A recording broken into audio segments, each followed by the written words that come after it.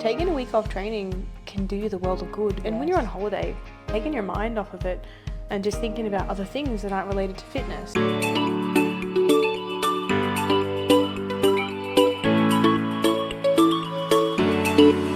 Hello and welcome to another vlog on YouTube and podcast on Spotify by the Fit Minds podcast. Coach Mariah Jean and Coach Chloe Jane here. Hello, hello. Hello, I feel like I'm sitting like way far away from you. Like, I smell or you smell? Probably a bit of both. I had a shower this morning, come on. I didn't. I showered in the evening though. I used to do that until I have her, and now it's just all of the substances and fun things on me in the morning. You have to shower twice. Yeah. Delicious. Yes. All right, let's get stuck into today's potty. Sorry if you hear Lolly, she's just completely refused to do anything that we've asked her to do this morning, so now she's just sitting on and the baby's here too with us. Got the whole fam, except the cat. I don't know where the cat is. Somewhere. I think she's in the spare room. Cool. She's in her bed. Yeah. All right, so today we're going to discuss the topic of exercising while traveling, or at least keeping up energy expenditure of some sort. Mm-hmm.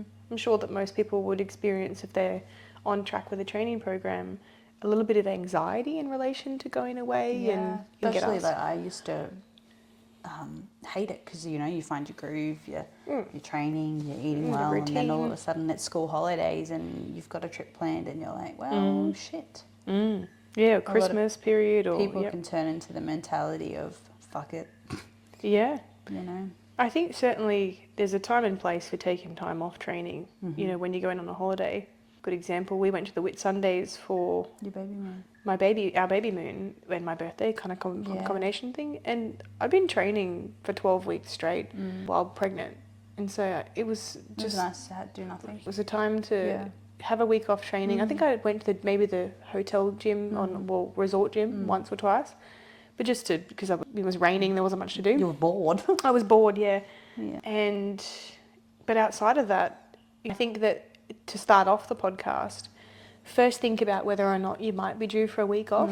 A deload. A deload week. And I really am a big believer in deloads being like circumstantial. Mm-hmm. When you get sick, injured, or you're on holiday, you're fatigued. Because that can also, if you get to around somewhere between the 8 to 12 week mark, and you're finding, okay, like I'm cooked. Taking a week off training can do you the world of good. And when you're on holiday, taking your mind off of it and just thinking about other things that aren't related to fitness. And I think that anxiety probably surrounds the fact that people assume that if they're not training, they're going to gain body fat or they're going to lose their muscle. Yeah. So something drastically is going to change within their physique. Yeah. There's no evidence to support that even 2 weeks off training will facilitate atrophy, muscle loss, or strength loss, right? Mm-hmm. I find this myself. I might not have an opportunity to do an exercise because the gym's really busy. I've only got an hour for creche. It's been taken the whole goddamn time. And I might not get to do a pendulum squat 1 week because I just substitute for a V squat or whatever. Yeah, and then like 2-3 weeks later, you do it and you've not lost. Pick up where I left off. Yeah. So there's that translation from exercise, but also taking time off training will not make you weaker. No. It will not make you fatter. It actually benefits you, I feel, in terms like I had a week there where I wasn't well and I didn't train at all. And then I came back and I hit PBs and came back stronger. Everything. Yep, your CNS, your central nervous system. Yeah, I was going to say, your muscles have the time to recover and repair. Yeah, and there's that cumulative fatigue, which happens over time. You're going on a holiday for a reason, right? Yeah. You're obviously either stressed, needing time off, feeling a bit burnt out, had one factored in anyway. Yeah. So I think certainly giving yourself permission not to exercise, especially if you're an exercise fanatic or, if you're addicted, then that can actually be a harder challenge than finding somewhere to train, right? Yeah. Outside of that though, if you're a person who travels a lot, let's say you travel pretty frequently, or let's say you just took a week off, 6 weeks ago, 4 weeks ago, and you're having to travel for work. And I've got a lot of clients who do flight attendants, all that type of stuff, FIFO workers, everything. And what would your top tips be for exercising while traveling, and so that it's feasible and it's something that's doable? I think just trying to do what you can to keep your energy expenditure up. Yeah. You know, like say for example, every morning you get a coffee rather than getting it Uber Eats to going down. A lot of people when they're traveling, like flight attendants and stuff like that, are in the cities and stuff like that, going for a walk, finding a coffee shop that's around a couple of K away, finding accommodation that has facilities and that you have access to. Yeah. Because if you're in a hotel and stuff, like the cleaning and everything, all that type of stuff's kind of taken care of. Yeah, So it's like you're going to have some more time on your hands. Exactly. And utilising them. Like I know a lot of people are like, oh yeah, I'll find somewhere with a gym and then get there and never use the gym. I think certainly something we've gotten into the habit of, Alex and I, is that, and I think because both Alex and I are we use training as almost like an outlet for our mental health. If Alex hasn't trained in a couple of days, he gets a bit cranky. Thank you. And if I haven't trained in a couple of days, I'm very similar because it's my time for me away from her. Yeah, that was one of the things that I first learnt when I got back into fitness and exercising after I had Sienna. Lolly is just putting her 2 cents in. Lolly agrees. Yeah. That it was the best for me mentally. And like people joke around, my gym membership is my therapy and like accounts for my therapy, but it's true. It is, yeah. It's really true. Yeah, it's one of those things where I think that if it's important to you, then if you're booking a resort, a hotel, whatever, it doesn't hurt to just check the facilities beforehand. You know, like people go, oh, bugger, I booked somewhere that doesn't have one. Well, that's on you because you didn't check. Yeah, find a local gym. They do casual passes. Call up beforehand. There's this like really simple, I think certainly common sense. And people go in a fluster and they go, oh, I can't, you know. They make it so difficult. More complicated than it needs to be. Yeah. You know, I won't be able to do my exact program. Oh, no. You know, and it's like substitute. Yeah. It's a squat and a squat. 2 different types of squats. Oh, they don't have a Smith machine. Okay, well then grab some dumbbells. Use a barbell, use some dumbbells, do higher reps. Yeah. I think there's this idea in fitness and nutrition that if it's not perfect, it's not good enough. It doesn't count. Yeah. Oh, but I didn't do my exact program It's and like therefore... the whole saying, oh, I didn't have my watch on, so... yeah, with I didn't steps. track my workout, so... Okay. It's great when you've got a fitness watch. If you're on holiday, you'll notice your steps are quite high. So it's like... Especially if you're like in a caravan park or something like that. When I went to Bali, holy shit. Oh yeah. I've never done so many steps in my life. It's like people that do Europe tours. Yeah. The amount of walking that you do. Yeah, when we did the Kentikis, we were exhausted by the end of the day. And I would go and do a little... That's actually funny. I did do a 38-day tour, a Kentiki tour, and people thought I was nuts. I was doing workouts in the dorm rooms that we were staying in. Yeah. Well, even like cruise ships. Yeah. They have gyms. Yeah. And I think certainly... Taking the stairs rather than taking the elevator. It's just simple stuff. Not looking at it so black and white of, well, I'm on holiday, so I may as well let everything go altogether. You still have control. You have so much control, and it's actually really small things. It's not, huge, drastic measures that you're having to take here, and you'll feel far better for doing it as well. If you sit on your ass all day and do nothing, absolutely nothing on holiday, no one does that. No one actually sits and reads a book for 20 days on end. Exactly. I've never been more naturally, incidentally active since having her, even with your help here at home. My steps are still higher than they ever used to be because it's back and forth. So, but some essential pieces of equipment, I'm going to plug my own program here because this is something I designed for this exact reason. I've got a program available on the website, which is dumbbells and resistance bands. Super freaking simple. Yeah. It's possible to train everybody part by doing it. It's called a home training program. I think certainly if you're driving places, you've got a caravan, as you said, you can take some 5 kilo, 10 kilo dumbbells with you. 3, 5 and 10. Utilize the things that are in your hotel rooms. Yeah. Like tricep dips on the chair. I freaking remember when COVID hit and there was no equipment anywhere. We had a big containers of like 5 litre water things. Use them. Squats with those. I think I ended up I had 2 kettlebells that I don't know why I had them. I think I was just because I just wanted to get in practice with kettlebell work. And I purchased them pretty early on when the pandemic hit. Resistance bands, so cheap. Booty band walks. You can literally get them from Kmart. Kmart, yeah. anywhere, rebel sports really. And the great thing with resistance bands is that they could have like a 7 kilo resistance or a 5 kilo resistance, but they're so compact. You can roll them up in a ball and put them into something, so you can take them in your suitcase. Even bodyweight work, don't diss it. It is pretty cool. Like you can do squats, lunges, push-ups, calisthenics, core work. Splits, Bulgarian split squats. And the amount of abdominal work. I remember my abs just completely being on fire when I was in Europe because I was like, fuck it, I'll just use the time to strengthen my core. And you don't need fancy equipment. You don't need a gym membership for that. You can do it anywhere. So I think there's just this common misconception that it absolutely has to be perfect, the perfect scenario, the perfect... It's rarely the perfect scenario. And I think certainly if you're in comp prep or something like that, in the instance of comp prep, That's a bit different. my general recommendation would be don't travel. Because if you think about it, if you were to look back on your prep and say, well, I've actually had a couple competitors in the past, I'm going to call them out. Some of them aren't on my books anymore, and probably for a good reason. But they did some pretty weird shit in their prep, and I told them, you can't force people not to, but they're in the middle of prep and they go and do stuff, and I'm like, it's going to impact your prep, and they think they see it as a challenge. They're like, oh, I bet, watch me. I'm like, bro, no, like, no matter which way you look at this, if you go on a cruise, which one of them did in the middle of their prep, a cruise, already pre-booked, change the season. Don't do the season you booked a cruise for. Oh my God. I've had a couple go overseas multiple times in the middle of prep. Granted, one of my clients currently has been able to do it fairly successfully, and I've said no. Like they always say to me, what do you recommend? And my first thing, no. Yeah. No, don't travel. And the thing is because despite us saying, look, fitness doesn't have to be perfect.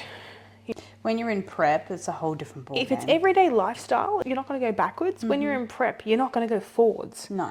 And in prep, You're putting yourself under more stress than you need to be. Every week counts in prep, and if you don't progress in a week, that is a lot to lose. An entire week. One day, you might get sick during prep, you might get injured during prep as well. So if then you throw in some travel that we didn't really account for, or going on a cruise, I still to this day cannot believe. And what's funny is this client, she did laugh about it, and I did not find it to be amusing. But anyway, we're not working together anymore. But these people as well, like, they don't understand that there is a vast difference between comp prep and like lifestyle, and that you can maintain, you can have a pretty healthy balance while traveling, not necessarily having to flog yourself, and you can take a break, versus comp prep being the 1%. And especially if you want to do well. Yes. If you want to place. And what's interesting is a lot of them will say things like, no, well, I didn't want to place, I just want to compete. Stage, And then they get pissed off that they don't place because they had all these interruptions to their prep. So certainly I think... You're pretty much self-sabotaging yourself. Yes, correct. If you decide to plan a cruise in the middle of prep. And a surgery. No comment. That's Again, not fucked. going to mention any names because that wouldn't be fair. So... I'm pretty sure there was 2 surgeries actually, but yeah, I think they were not. You make that necessary commitment. surgeries. You spend all this money. You put all this energy, all this time into prep, to then go away for however many days the cruise was. Not have. I think certainly too. Like it's a case of priorities, and for us, like when we say about comp prep clients. Your priorities, like the way I treat my comp prep clients is vastly different to my lifestyle clients. My comp prep clients, if they say things to me like, oh, I want to travel, or I want to do this, or I want to do that, I get really firm with them. And sometimes you might think I'm being a bit of a bitch, even mentioning it in this podcast. But in all honesty, you're going on stage in front of hundreds of people. This is a once in a lifetime thing that you do. For a lot of people, it's only once. Do you really want to look back and be like, oh, yeah, I've spent all this money, I put in all this effort to coaching, and I put in, had my bikini custom made and everything, and like a lot of money goes into comp prep. And plus the rest. I couldn't just stick to my training program for 20, 30 weeks. I go into hermit mode. I don't think I left the house. The only time I ever left the house was to... Home gym. Yep. And then like steps outside. Oh no, I would go to the gym I had a walking pad. Nice. I became sad because I became so isolated. But the only circumstance where I would say travel and a flexible training program is not going to work is in prep. Absolutely. If you're a I agree. mum, if you're looking to lose some body fat, if you are just looking at working on your health, your self-confidence, you are just looking at improving the overall bigger picture for yourself, taking a week off your training every 8 to 12 weeks for a deload, going on a holiday, It's fine. doing some body weight training in that week is fine. Exactly. I'll even send a body weight program or Yeah. a home training program. I just did it just before. I've got a Yeah. client who's got something up in Noosa and they're like, oh, you know, I need some basic stuff to do. And I'm like, here's a basic program to use. And I've Yeah. got no qualms whatsoever. I'd Yeah. rather support them doing that than, Exactly. especially if she's just starting out. Yeah. So I'm like, I'd rather we just Maybe. not have this big bump in the road. Yeah. So, Yeah. but yeah, I reckon dumbbells, resistance bands, a yoga mat.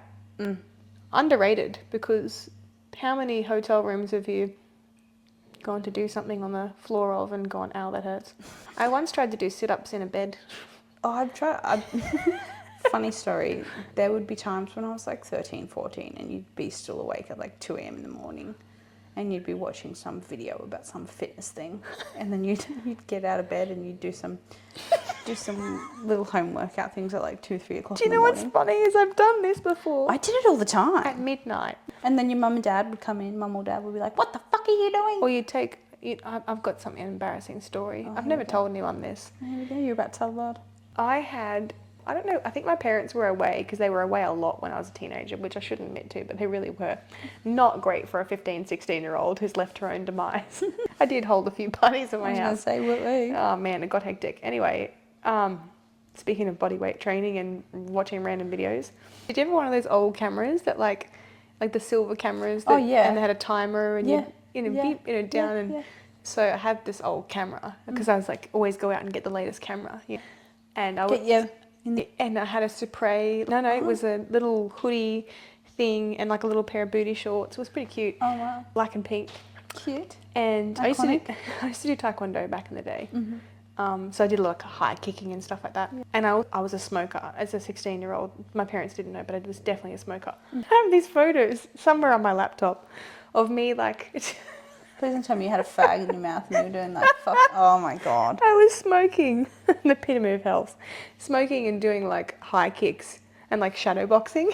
I don't know why I'm doing. And I just thought I was, because I had this Really like, cool. like abs and stuff. And I thought I was really fit. And I was like, why am I doing this? Well, I just thought I was being cool, because I was being fit, but I was smoking too, because back in the day smoking was really cool. It's definitely not anymore. No.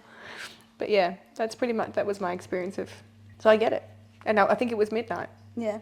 Yeah, there would be so many times where I would be like, I fucking hate the way I look. Do like a 5-minute little workout on my bedroom floor. And then you'd feel better. Yeah, and then I can sleep peacefully now. I did 10 sit-ups. I'm going to wake up in the morning with abs. And then you wouldn't, and you'd be like, what am I not doing right? Anyway. Just completely oblivious. So off. It's true, because utilising home workouts. But that's pretty much... At 2 a.m. in the morning when you can't sleep. Actually, to be honest, young people are really resourceful. They really are. You make do with what you got. When you're a young person, you don't have a gym membership and you want to engage in physical activity, you do all sorts of things like go for long walks and how's runs. this? Funny story, going way off track, but it needs to be told. So I had to catch an Uber to work yesterday. Yes. Not going into delve into that. And the man that picked me up basically said that he had just done a lift and he was busy pretty much all morning with dropping kids off, 10, 11-year-olds, because they're on school holidays. Like dropping them off to parks and to catch up with. I can see the reason why parents might choose an Uber over letting their kids walk, because for safety reasons, right? But like growing up, it was like if you want to go there on school holidays and your parents were working, you either had to catch a bus, ride a push bike, walk, and for me, I skateboarded everywhere. My parents couldn't afford push bikes for us, so we had to walk absolutely everywhere because my mum said, well, you've got 2 legs and a heartbeat. So that was how we made our way across town, even if it took us a couple hours. But there you go. So there's incidental exercise you can get in every sort of aspect, and that's what we're trying to refer to is like when you're on holiday, just try not to sit on your ass the entire time, and you'll be fine. Exactly. Yeah. The baby's waking up, which we wanted to keep this podcast nice and short. And with regards to nutrition, we're not going to touch on that because that's a completely different topic. But exercising while away doesn't have to be complicated. Doesn't have to be tricky. Yeah.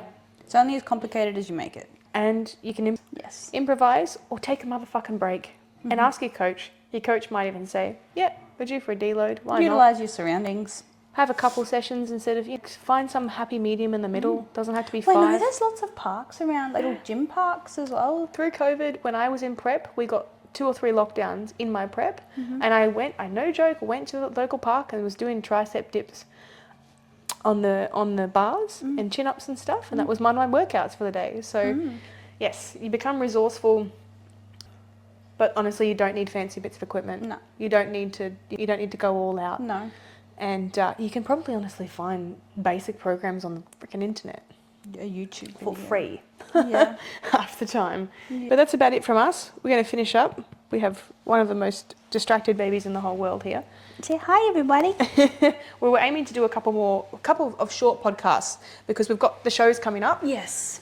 So we will do a recap of those when we can and we get the opportunity to. But yeah, for now we're going to keep these next few podcasts nice and simple. There we go, baby burps. I told you you'd get baby burps.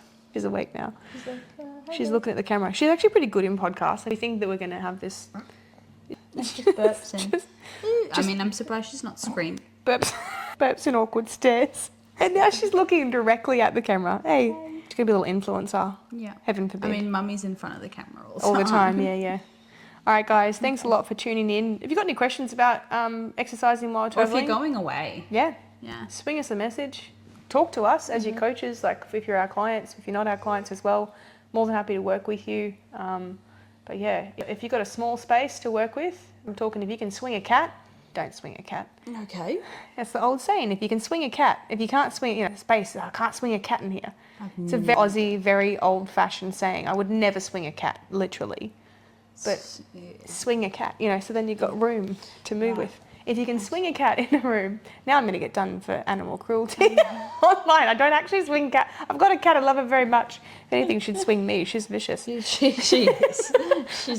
She's evil. Yeah, you've got room to be able to train and exercise and get off your bum. Watch a movie or 2 on holidays, but... Put a ciggy in your mouth and just... Put a ciggy in your mouth. I can't believe I admitted that.